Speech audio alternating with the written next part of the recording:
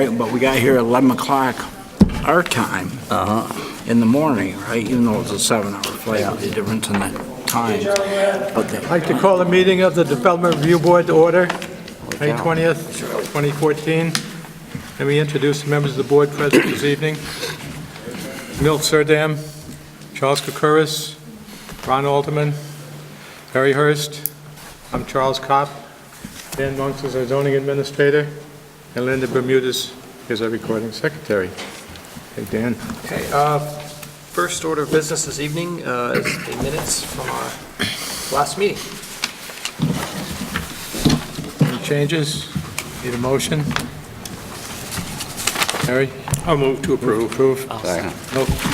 And Charles seconds. All in favor? Milt? I abstain. Abstains. The next item on our agenda is the witness sign-up sheet. We do have a sign-up sheet for everyone who does wish to speak this evening. It does include the following oath statement. I solemnly swear or affirm under the pains and penalty of perjury that the statements I make, testimony I give, and other evidence I submit to the board at the board's public hearing held on this date shall be true and correct to the best of my knowledge and belief. So we do ask that folks sign in before presenting any information to the board this evening. Next item on our agenda is disclosure of any ex parte communications or conflicts of interest regarding the hearing before us this evening. Any? Don't see any. Seeing none. Okay, our one and only hearing this evening is Southern Vermont College and Ira and Marsha Wagner at 897 Monument Avenue. The applicant is seeking development plan approval for the conversion of the existing single-family residence at this location to administrative offices for the college. And I believe Mr. Frank is here on behalf of the college to present the application. The application did originally go to the application review panel, but because there were so many folks there who wished to express concerns, the board felt that we would have a full hearing this evening, or actually it was last evening, then we continued it to this evening. So, Okay, Larry, you're on. Okay, and Mike.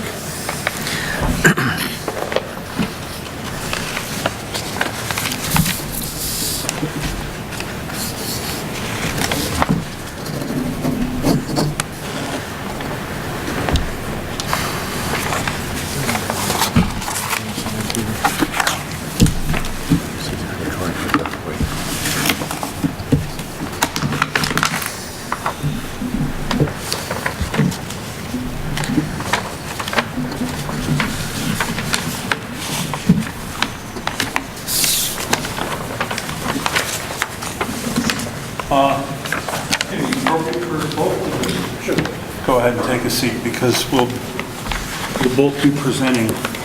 I am Michael McDonough. I'm the Director of Athletics at Southern Vermont College. Go figure, I guess, as to why I'm here this evening.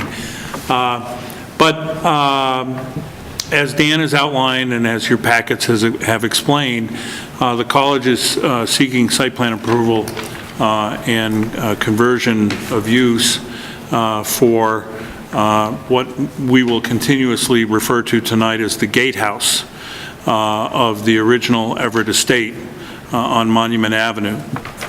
I'm going to offer some introductory overview comments, and then I will turn the presentation over to Larry Frank, the project's chief architect, and we are joined this evening by President Karen Gross and by Jeremy Gibbons, our Director of Admissions, and the four of us will hopefully be able to address questions and comments that arise from the board and from our neighbors who are here this evening as well. I would note that as you know, we requested a continuance 2 weeks ago in light of conversations that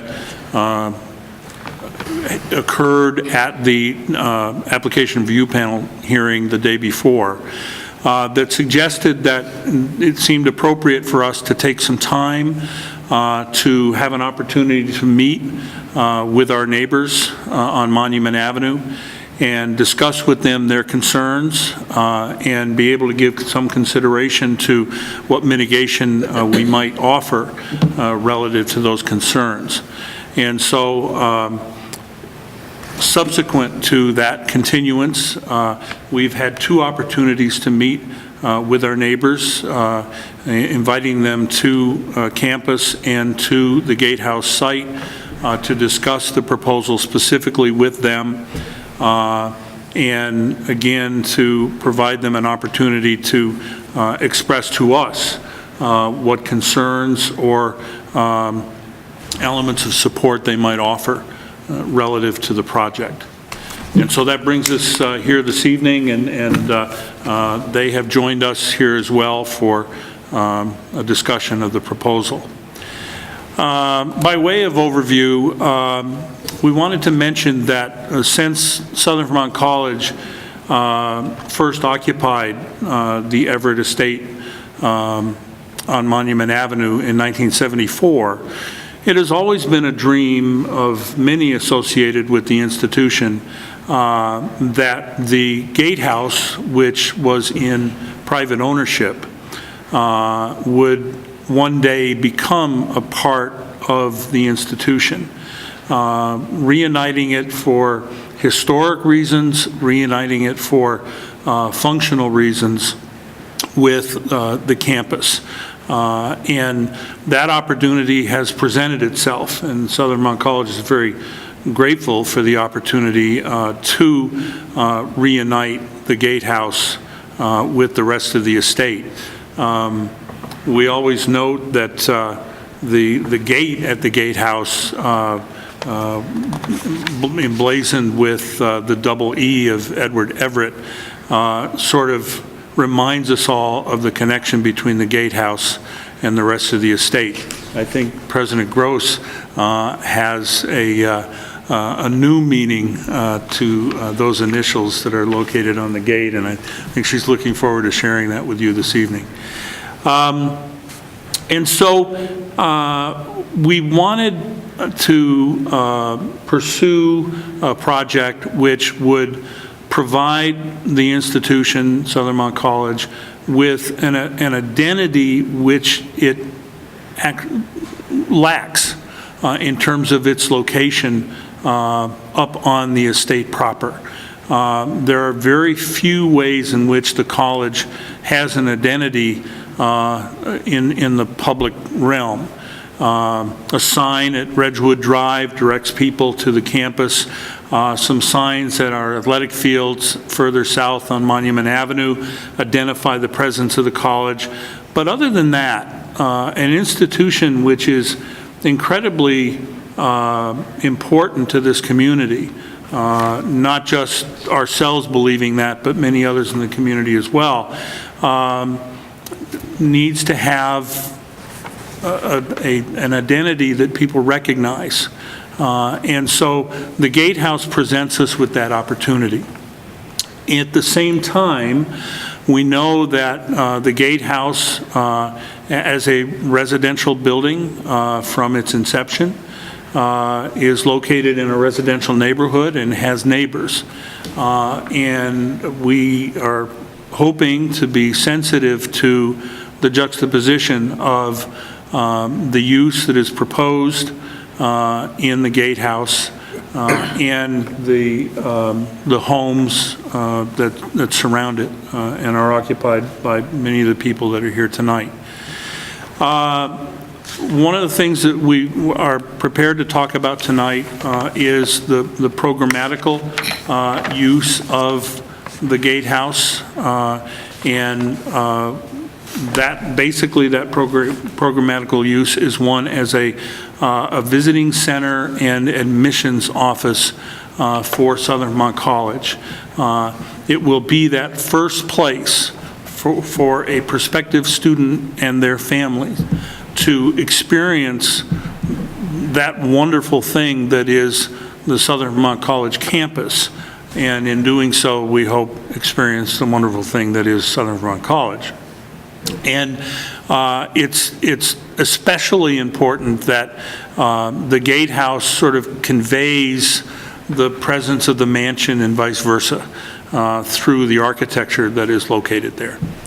And so we're really excited that that opportunity has been presented to Southern Vermont College, and we hope that we can find a way to be appropriate and good neighbors while bringing that identity of Southern Vermont College to Monument Avenue and therefore to the rest of the community.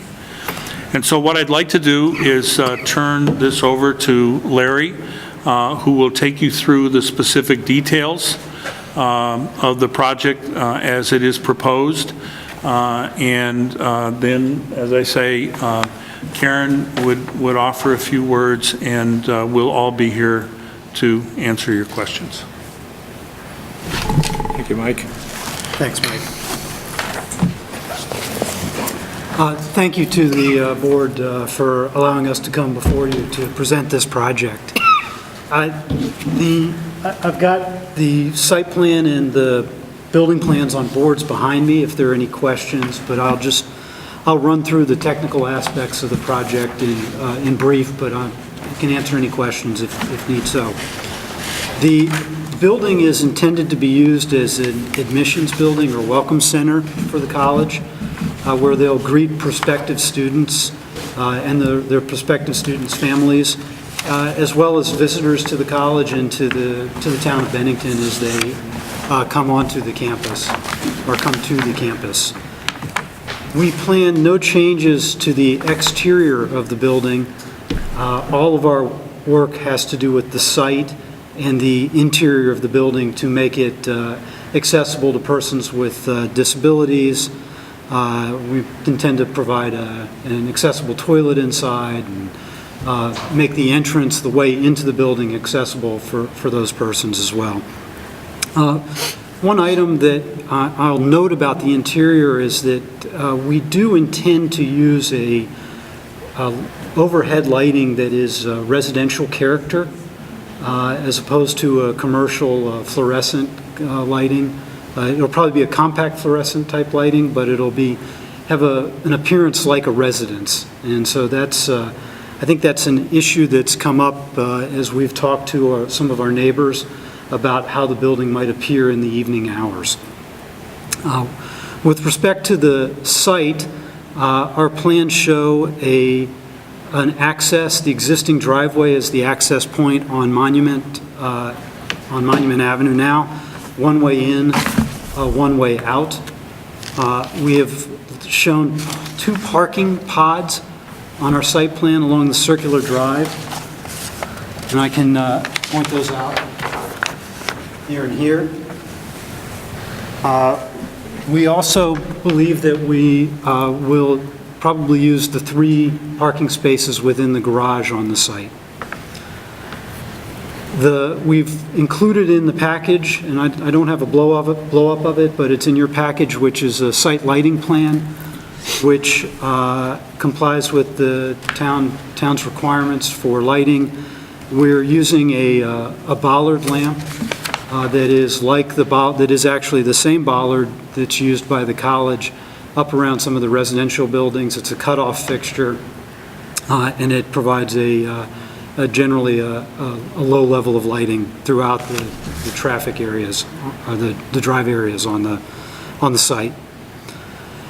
While we're talking about access to the site, as we've talked to Jeremy and the college, the number of visitors anticipated on some days could be none, on some days just a couple of visitors, and on a really big day, maybe as many as 10 visitors to visit the Welcome Center. The building will have hours of operation from 8:30 to 5. That's their business hours. Although staff does occasionally work late into the evenings, whether it's returning calls to students after school or families or catching up on their work. In addition, the college currently offers tours 2 times a day, and they would anticipate doing that as well from the Welcome Center if there are visitors who are there for the tour. The college currently offers a number of other open house or welcome events up to 10 times a year on weekends. And those occur on one day of the weekend. It's not the entire weekend. It's either Saturday or Sunday, where they, Jeremy tells me they would typically get from 3 to 10 visitors on this scheduled event. And it could be related to athletics, it could be related to a particular program at the college, but they have these periodic open houses. In addition, there are larger open houses that occur 2 times a year. Those events are attended by a number of visitors, and that the volume of those events is so great that they would not occur at the gatehouse. They would occur at the campus up the hill. Trash will be collected in containers and then held in residential type trash containers on the west side of the garage building, which is located here. And there's presently a trash corral there that I think it holds 4 or 5 cans, and the intention is to continue to use that same trash corral. There have been some questions about how security is maintained on the campus and how it will extend to the admissions building. Currently, the campus has security 7 days a week, 24 hours a day, 365 days a year. Security patrols periodically on campus and throughout the night on campus. It's anticipated that because the admission center's hours will end before the late evening, that there will be that during the day there will be a periodic patrol from the campus security down and through the building, and then one additional visit in the evening to just take a look at the property, make sure everything's okay. The current plans before you do not show any proposals for signage. It's our intention to come back with a proposal for signage that is in compliance with the town's regulations and ordinance for signage. And we are working on that signage right now, but we have not finalized those plans. In our conversations with the neighbors, there have been a couple of issues that have come up. One has to do with the location of the parking pods, and could they be adjusted, and we are amenable to shifting them in their locations on the existing entrance drive in conversation and in accordance with the town planner. We also think that related to that, there might be some desirability for screening. That screening could consist of shrubbery, or it could consist of trees. We're a little nervous about certain kinds of trees given the existing canopy and the shade that we have on the site. And so we know that some of the concerns have to do with the way cars might be seen when parked on the property, or as cars drive through and their headlights might shine. And so we think that there are probably ways for us to mediate those concerns by the judicious placement of some landscaping or some hard fencing. But we don't have a proposal for that now, but we are amenable to working that out with the neighbors and with the planner. And that's pretty much all of the points that I have to talk about, but if there are any questions, I'd be glad to answer. Anyone on the board have a question? Barry? On the lighting, is that going to be on all the time or certain hours on your bollard lighting? We haven't made a decision on that. I think through the early evening, I think the college would prefer that the lighting be on. But if there is if it was desired to turn off the bollard lighting or turn off the majority of the bollard lighting at, say, 10 o'clock at night, because people turn off lights at night, I think we would be amenable to doing something like that, but we don't have a plan in place at this point. But if there is advice or there is something you'd like for us to observe, I think we would be welcome to that conversation. Ron? I may be missing it, but how many total parking spaces? Is there only 7 there? Is that what it is? There are 7 spaces. There's one that appears like it's a space, but it's the handicap space in between. Yeah, okay, that's what I thought. So, and how many people will be staffing this place on a regular day? There are 7 full-time staff, is that correct, Jeremy? 6.5. Or how many at one time, I mean? And how many at one time, Jeremy? Up to 6.5, although some of the staff are traveling periodically because if they're off meeting students in different schools around. Okay, and thank you. You mentioned that that would be the first place, like Parents' Day or whatever, newer prospective students would stop into.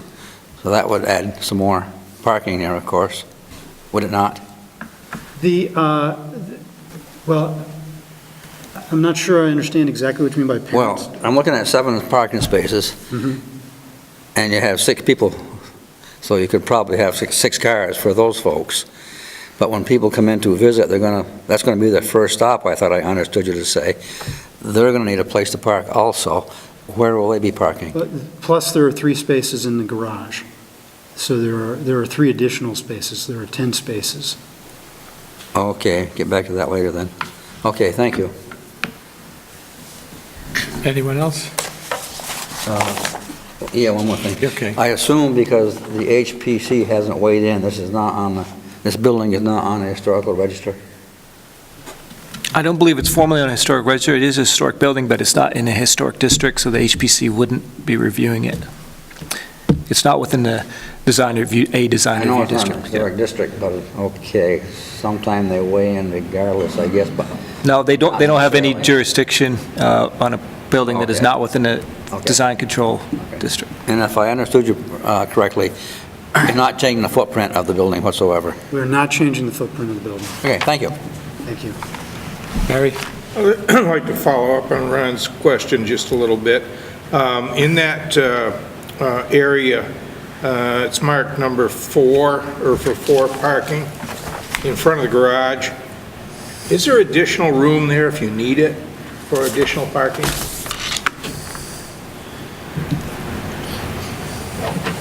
Are you asking, could that parking area be enlarged? If you had to, could you add parking spots there? There's, it may be possible, there's some rock there that make it a little tricky, but it's possible that that could be increased. In the event you needed additional parking, where would the best location for that be?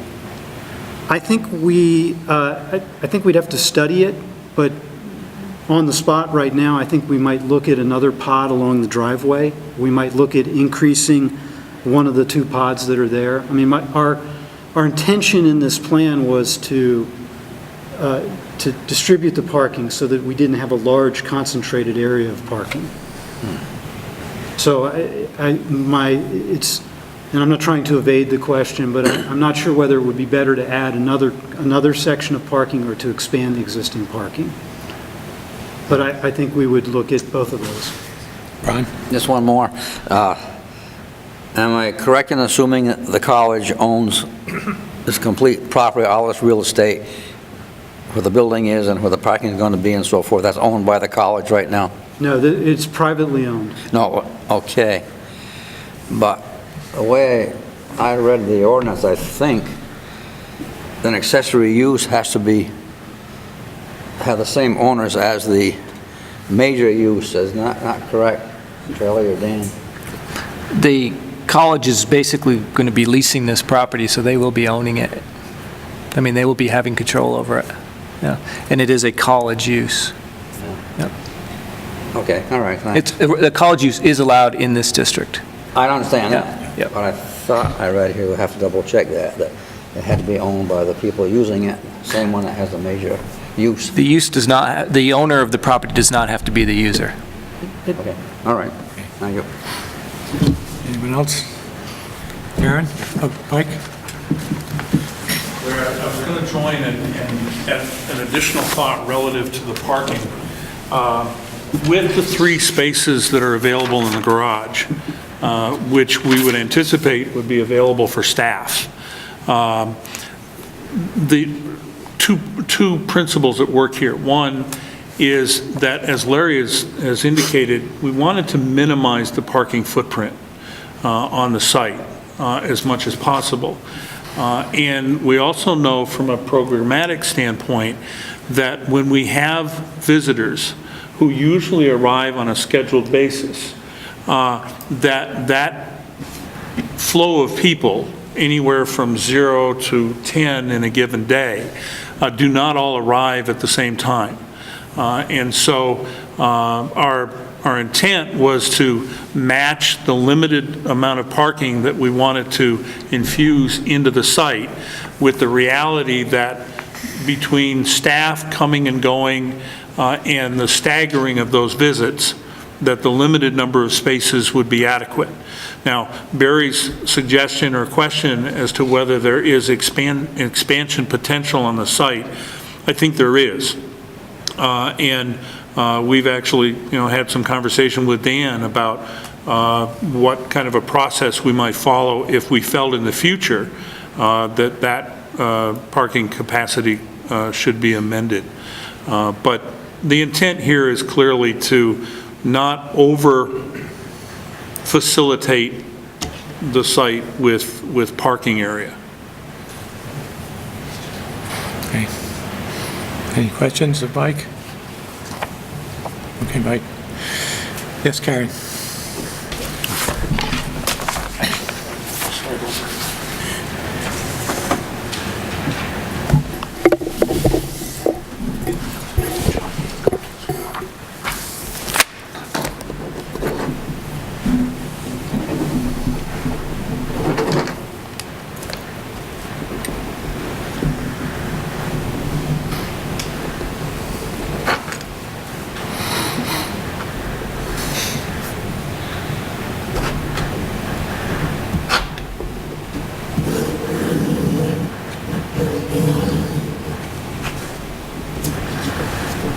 Good evening.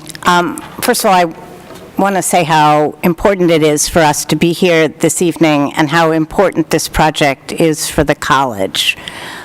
As many of you may know, during the 8 years that I've been president, one of the most important things has been the connection between the college and the community and developing that relationship. And when I was inaugurated president 8 years ago, I set out with an agenda called Campus Connect. And I hope we've been good to that promise, and I think it's a very important one, not just for the college, but also for the town. And in fact, as one thinks about the economic viability of both colleges and towns in the future, the partnership between them is hugely important.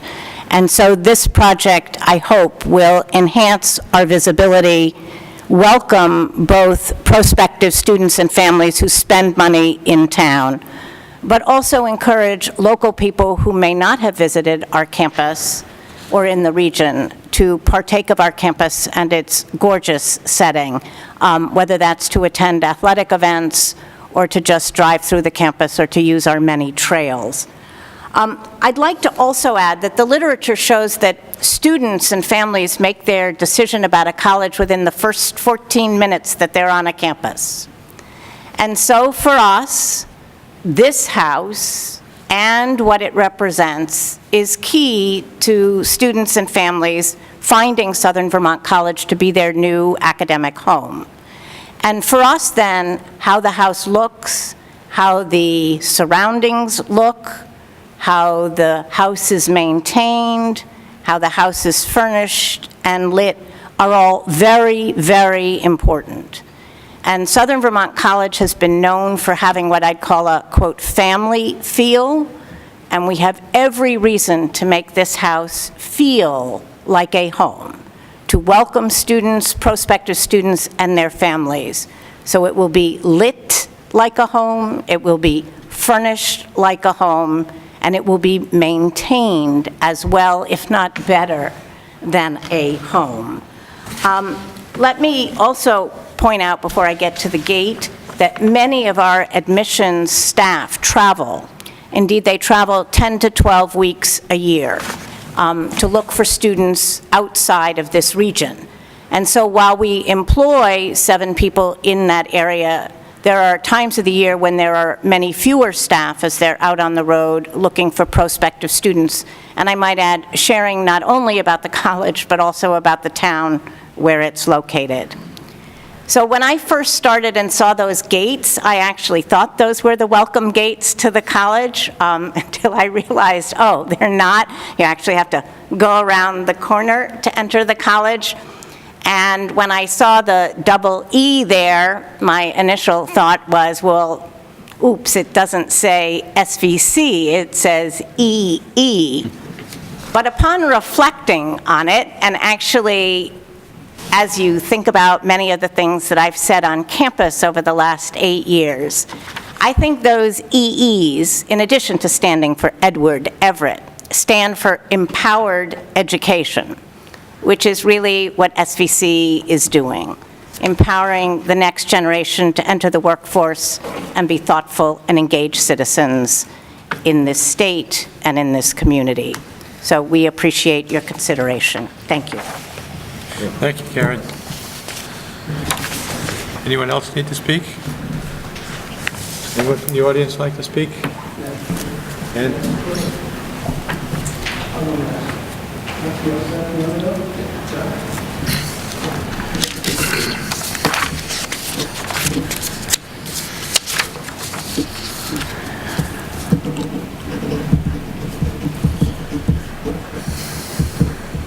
I'm John Carpenter. I live directly across the street from the gatehouse. And I do support the college in its endeavor to use that property, but I do have some concerns about the traffic flow mainly. I've lived there 15 years, and it has been a private residence. And I constantly see people pulling in there and then backing out. They made a mistake and they go down and find their way to the campus. My concern is that the gate I measured is 15 feet wide. The driveway to the gate's about 40 feet. And the end of the driveway entering Monument Avenue is 16 feet. Not wide enough for 2 cars. If one car is coming out and one car is coming in, someone's going to have to yield if the person's backing out onto Monument Avenue. The line of sight is tough if you're backing out in that position. I think that the best solution for the traffic flow would be enter off of Monument Avenue, come in and do your parking, and then exit out the old access road up onto Ridgewood Drive. Make it one way so that the people coming down from the college can't come directly into the building. They have to go around and come back in. I'm here, and there's 6 full-time people. Granted, they're not all going to be there at the same time, but there are 6 that are going to go in and out morning, lunch, and closing. There are going to be up to 10 people at times going in and out. There are going to be service people coming in and out, bringing mail, supplies. There'll be janitorial staff coming in and out to take care of the things. I just think that the flow would be much better to go one way through the property.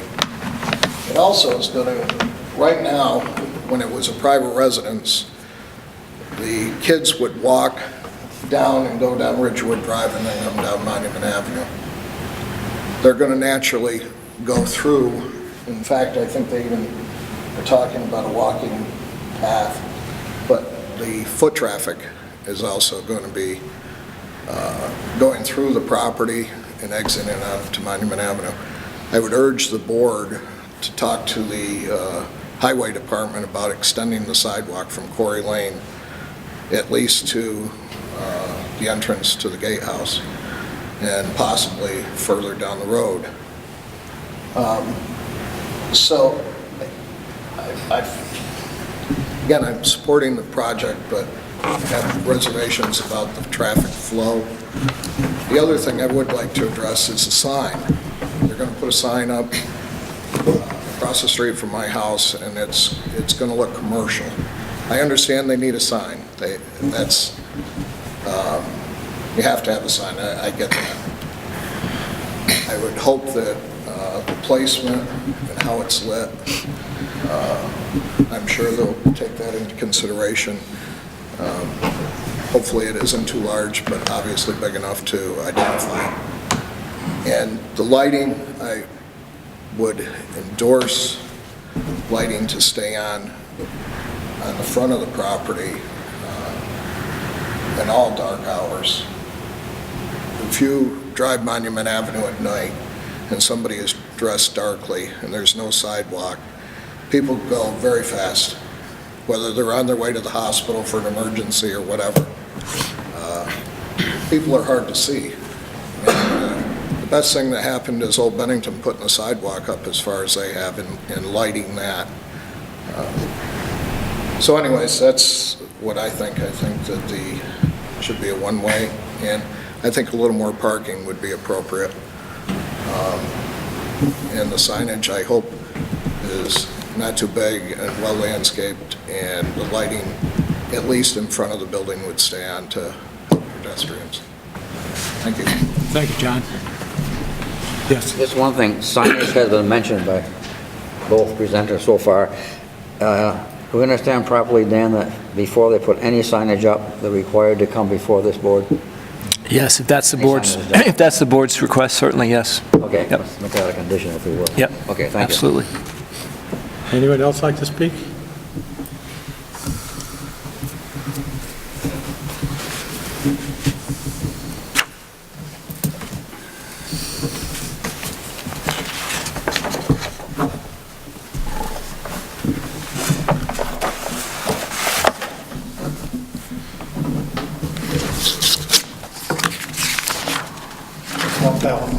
I own the next two houses down south of the College Gate there, 945 and 989 Monument Avenue.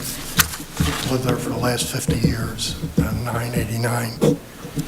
Tonight, the biggest word that distresses me is what I heard was business. A business on Monument Avenue. If this was ever Old Bennington, this would never happen. My daughter was, when the house went up for sale, my daughter was the very first one to make an offer on the house. And they went at $450, we offered $440, but then when we found out that so much repairs had to be made, we backed out a little bit thinking that the owners would drop their price a little bit, which they didn't. So much to our distress, it seems like it was sold for $350,000. We would have paid $400,000, $410,000, with every intention of bringing it back the way it was in 1910. Everything being brought back, the garage, the grounds, the gate. Take away those trees that are ruining the fence all the ways down. They're grown into the fence.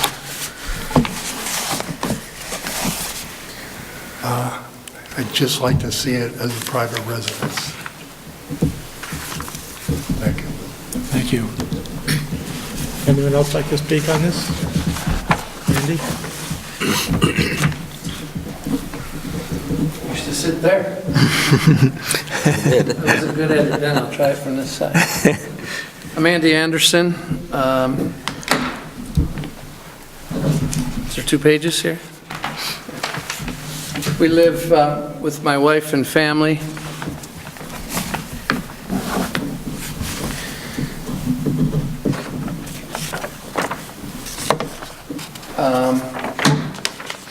Directly bordering the property on the north side. And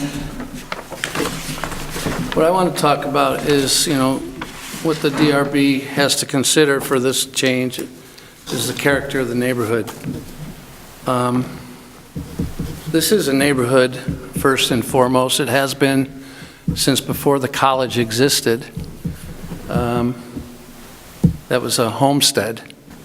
And as we all know, we just heard, there's people who are willing to keep it as a homestead.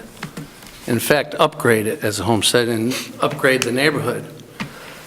Now, on the other hand, right now, you have to consider what the college's use does to that neighborhood and to the use.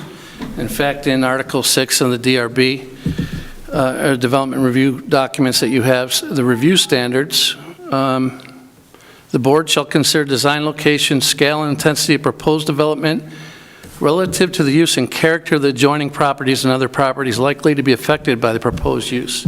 Goes on, but the proposed activities that would adversely affect the character of the neighborhood, area, or district shall not be approved unless the adverse impacts can be avoided or mitigated through changes to the location. I mean, I know you guys all have these documents. The big thing that I'm concerned with is, you know, the college got a chance to grab a property, wants a face to the community, and I appreciate that. I really do, and I appreciate the work of Karen and even, you know, the architects that they've done so far. And they've been great reaching out to us, I have to say that. But this, I'd like to know their long-term plan. The proposed changes right now, as you've heard, the parking barely fits what they have now. It doesn't fit what they're going to have now. If you have 6 employees, you have 10 people visiting, 20 people visiting, you don't have enough parking. It overflows.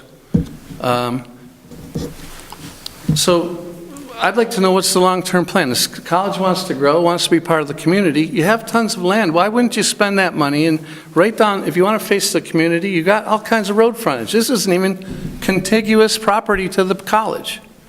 It's not contiguous. It's not, they mentioned the campus. You go into that property, you're on campus. No, you're not on campus. You're in a homestead. It's like a home, they said. It's not a home when it's an office building. That's dramatically changing the character of the neighborhood, period. Now, there's all kinds of land to put an admin building that's right on the road front of Monument down there that they own. They drive up into the athletic fields. There's a lot of land to build a very beautiful on-campus admin building. I'm just saying, and what we say is that this proposed change is a dramatic change to the character of the neighborhood, which by the document that you can read, that you're bound to uphold, says it's a change. It says that you should not approve this. That's my opinion. And, you know, we've been there for 16 years. We've added on to the house. We've invested in our home. We have 4 children there. We have a pool in the backyard now.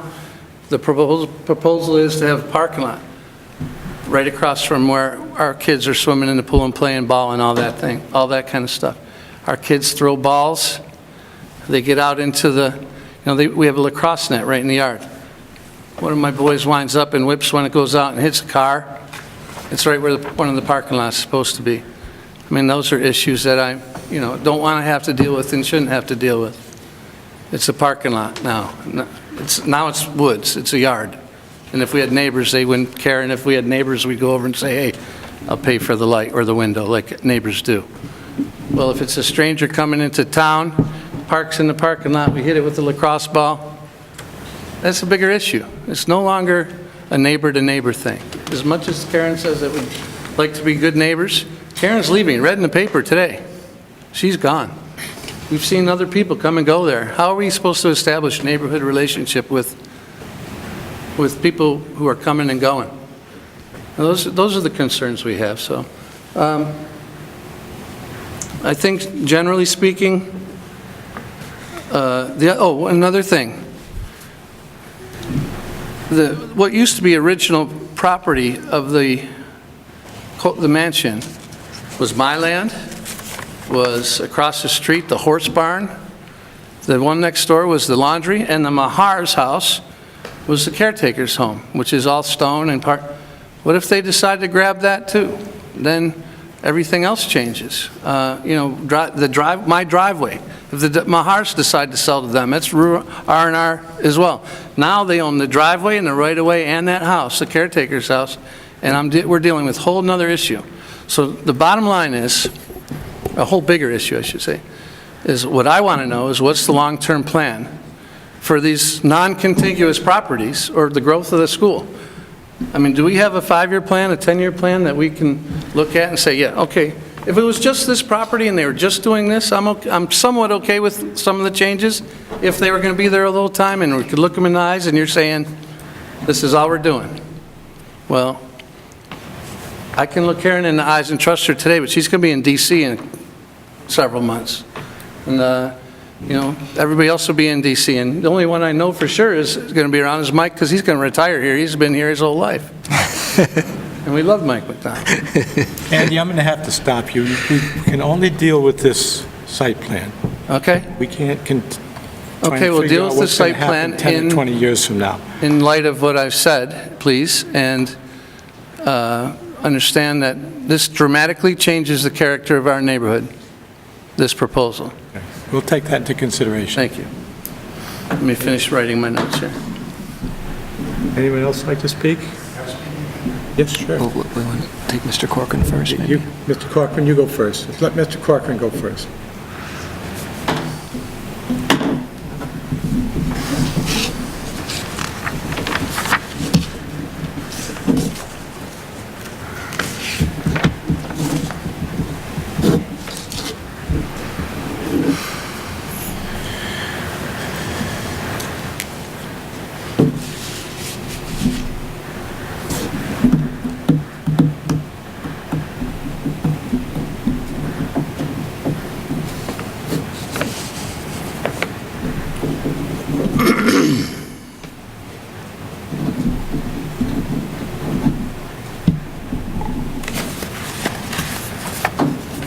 Michael Corcoran, 55 Ridgewood Drive.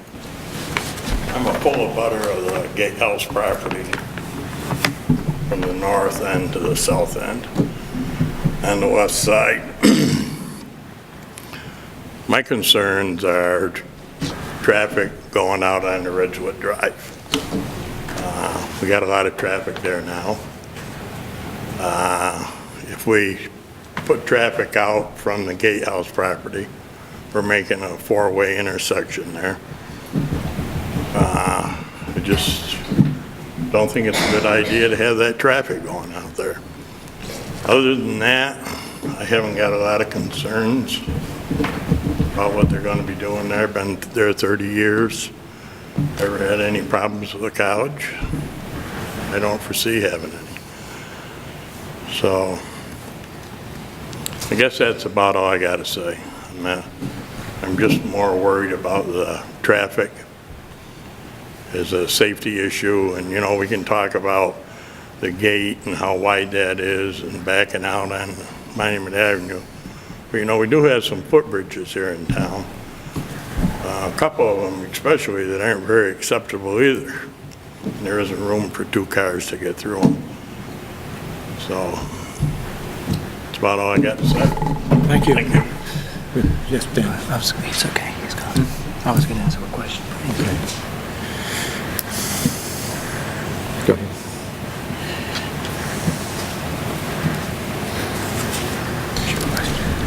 He's okay with it as is. He doesn't want to change plan. He doesn't want this to be a different job. Right? It's great bringing so many students to Southern Vermont College. The last few years, I really don't know what the numbers are of students there are now. Almost 500. 500. This is 2014. Think about 2025, 2030. 1,000 students maybe? It's going to change. It's going to grow. She's done such a great job. And I'm sure it will continue with her successors. That college is going to grow and grow and grow.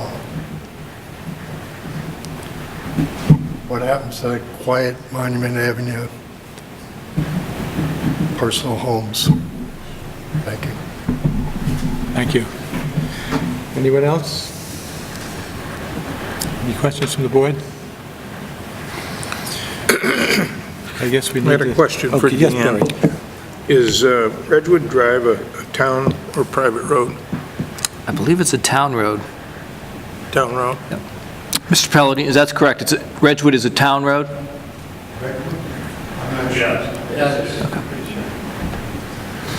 I know we did work on it recently, so I assumed that it was ours. Do we get to ask Larry what his take is on some of these questions? Larry. Yes, but Mike wants to speak first, so... Oh. Mike?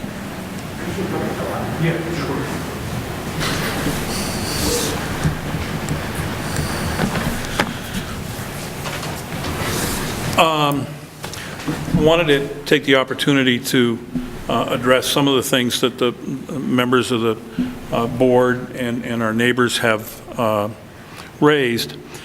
First, to go back earlier on to the question of the status of the building as an historic structure in the HPC.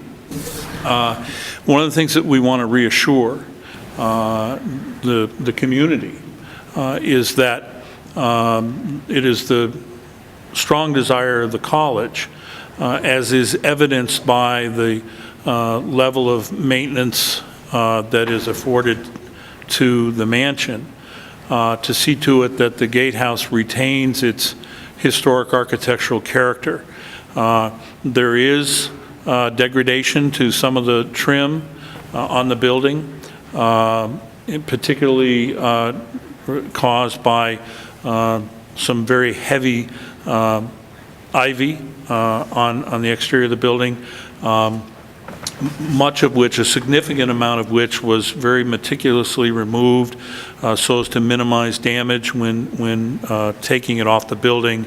And there is going to be repair of those aged and, in some instances, rotted wood trim on the building, consistent with the existing condition. And so the institution, Southern Vermont College, sees itself very strongly as a steward of the Everett Estate properties. Yes. If I may, the work to the exterior of the building, we're going to do some judicious point up of the stone. We're going to pay attention to the terracotta roof.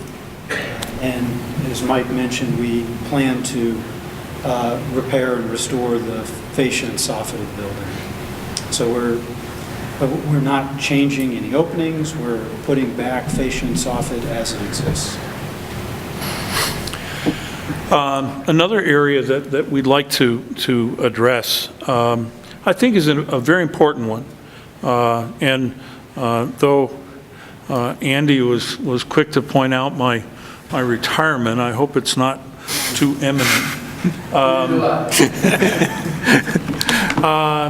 In a conversation that we were having earlier today, we discussed what commitment there is on the part of the institution relative to the gatehouse and the campus.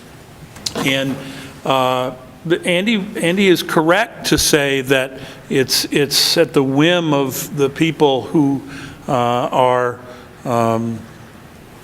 operating the college, accepting that I think that there's such a thing as an institutional commitment. I don't think that an institution of higher education like Southern Vermont College changes and shifts direction at the change of a particular leader on the campus or in change of the people who run the day-to-day activities of the institution. And I think that what we are talking about is an institutional commitment, and I offered that argument to Andy today as well. It's the institution in its philosophy that is hoping to utilize the gatehouse in a way that will augment the image of the institution and we think preserve the presence of the gatehouse in the neighborhood. I do believe that we have made a commitment to minimize the impact of the change of use, to take every step to prevent the gatehouse from appearing to be a business in a residential neighborhood.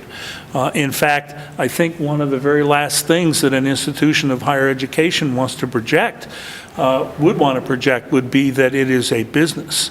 An institution of higher education is much more than that. And so I think, I urge, and it can be certainly a matter of disagreement, but I think that what Southern Vermont College is offering is a commitment to the community that so long as it survives, it will maintain that element appropriately within the community.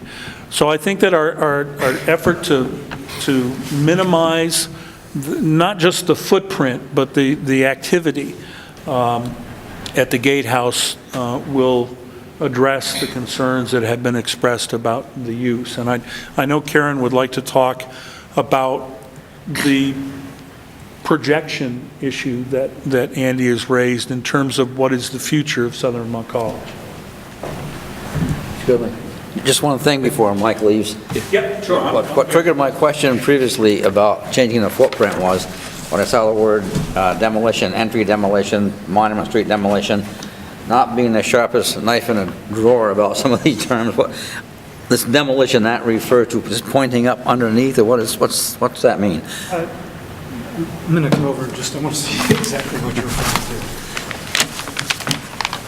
Oh, it's just the drawing's labeled as demolition elevation. We're not demolishing that. Well, no, we're not demolishing it, but we're showing the work that is going to be repaired on the soffits and fascias. Okay, maybe pointing up down here also and whatever. We're not. Yeah, I know you're not changing the footprint. You're touching. Okay, I just. Okay. No. The word demolition confused me there for a moment. Okay, thank you. Let me see if I can just address a couple issues and add a few facts. First of all, Southern Vermont College has maintained its property beautifully, and it's a jewel, truly a jewel. And we have every reason to continue to do that. Also, I'm with my husband, a resident of Bennington. We own a home on Monument Avenue. And I may be going to Washington, but Bennington will remain our home. And I then care, too, about not only the college, but the neighborhood. So on a personal and professional level, I have every reason to believe, not hope, but believe that this gatehouse will be put to extraordinarily good use that will not disturb the neighborhood, but actually will enhance both the neighborhood and the community. In terms of the college's growth, Southern Vermont College is a small, private, career-launching liberal arts college. We always want to be a small, private, career-launching liberal arts college. One of the charms of the place is that we're not 2,000 students, like many of our collegiate neighbors, north and south and east and west. Might we grow incrementally? Absolutely. But this college has no plans to become a mega university. Our charm and our strength is our size. And so I don't foresee thousands of students. It's not something we could or would do, given how we educate our students. And I just want to add, in terms of my departure, since it's been brought up, Southern Vermont College will always be a part of who I am.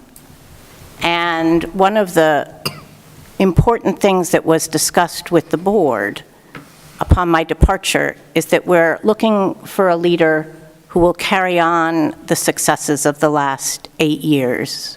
The college knows where it's been, knows where it's at, and knows where it's going. And any new leader will, I think, carry forth the existing vision of the institution, because not only has it been successful, but it's been a credit to our graduates, to our alums, and to the community. So as a member of the community and still the president of the college, I think this project is one that has extraordinary merit for all people involved. Thank you. Thank you. Any questions from the board? Barry? We got a question for Larry. On the two plates, SP1 and SP3, I'm a little confused as to where the true property boundary is. It appears differently on SP3 and SP1. With regard to Redwood Drive and Monument Avenue? On SP3, I apologize, we prepared that drawing primarily to show the abutters. So SP1 would depict the I think SP1 true is boundaries. the most accurate version. We entered the meets and bounds into the computer and were able to close the property, nearly close the property. And the property just to the north of the site, it belongs to 881 Monument Avenue. Is that an existing driveway, or is that just open? That's a driveway? That's the pipe stem driveway to the 881 property. That's their Monument Avenue address through the pipe stem. So the driveway abuts us, and then the houses on Corey Lane abut the driveway. So we included all of them as abutters. Okay. I have a question for Mike. You're going to apply for Karen's job? Pardon me? You almost knocked him out of his seat. Didn't expect that, did you? Any other questions? Okay, thank you. Any other from the board? From the audience, anybody? What's that? Anybody from the neighbors? I thought he spoke already. I just didn't know if they wanted any additional comments. Oh, yeah. Any additional comments from the neighbors? Yes. You have to come up to the microphone. Thank you. You're welcome.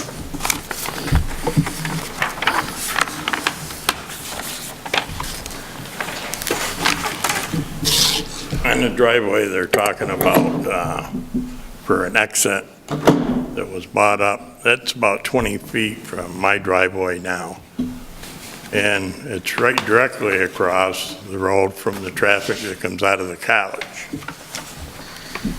So if you get people coming down through there, is one gonna go down Redwood, is the other one gonna go through the college gatehouse to get out on Monument Avenue? You know, I think it's a very bad idea and a big safety concern to be putting another exit out there on Ridgewood Drive. And Ridgewood Drive, excuse me, when you stop at the end of Ridgewood Drive, you look to the north, you can't see traffic coming up. It plateaus right at the gatehouse of the driveway, and then it drops down. And by the time you get to Ridgewood Drive, you're down in a hole looking up to see what's on the other side of the hill coming up. So it can be pretty tricky sometimes pulling out of there. At times when you have traffic going to the hospital, and et cetera, et cetera.